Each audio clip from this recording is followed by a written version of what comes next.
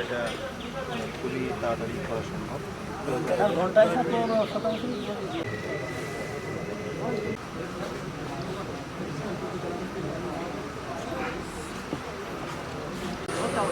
Sir এই একটা নতুন ফল একটা খেয়ে দেখেন, এটা হলো চাইনিজ, এটা হলো ফলসাদের ফল, ফলসা চাইনিজ।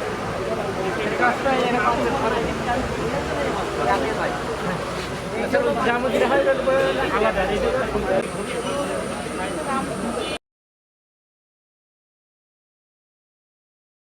আমাদের প্রতিবেশী রাষ্ট্র যেটি করে যে যাদের থেকে আমরা এই আমদানি করি যে কোনো কৃষি পণ্য, তারা সময়ে সময়ে দাম বাড়িয়ে দিয়ে কিন্তু আমাদেরকে বিপদে ফেলার একটা পায়তারা করে।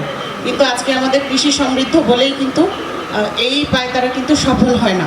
আমরা এখন প্রায় প্রত্যেকটা সেক্টরেই স্বয়ংসম্পূর্ণ কৃষিতে, এবং মাগুরা তথা শ্রীপুর উপজেলা, মাগুরা জেলার মধ্যে শ্রীপুর উপজেলা কিন্তু কৃষিতে অত্যন্ত সমৃদ্ধ একটি উপজেলা। এখানে আমরা রাস্তায় গেলেই কিন্তু আসলে চারপাশে সবুজ যে প্রকৃতি এটি দেখতে পাই। আমাদের মাঠ কোনো সময় ফাঁকা থাকে না, 3 ফসলি জমি এখানে বেশিরভাগ, এবং আপনারা যারা কৃষক আছেন তাদের এই যে ঘাম ছড়ানো ফসল দিয়েই কিন্তু এই অঞ্চলের যেটি চাহিদা আছে সেটি পূরণ হয়, একই সাথে এখান থেকেও কিন্তু বাইরে যায়। তো আমি আশা ব্যক্ত করছি যে আমাদের যে 3 দিন ব্যাপী কৃষি প্রযুক্তি মেলা, এখান থেকে আপনারা আরও কিছু বিষয়ে উৎসাহিত হবেন। কারণ আপনারা যারা কৃষক আছেন, যারা অনেকেই এখনও হয়তো সনাতন পদ্ধতিতে চাষাবাদ করেন, সেক্ষেত্রে দেখা যায় যে আপনাদের কষ্টটা বেশি হয়ে যায়।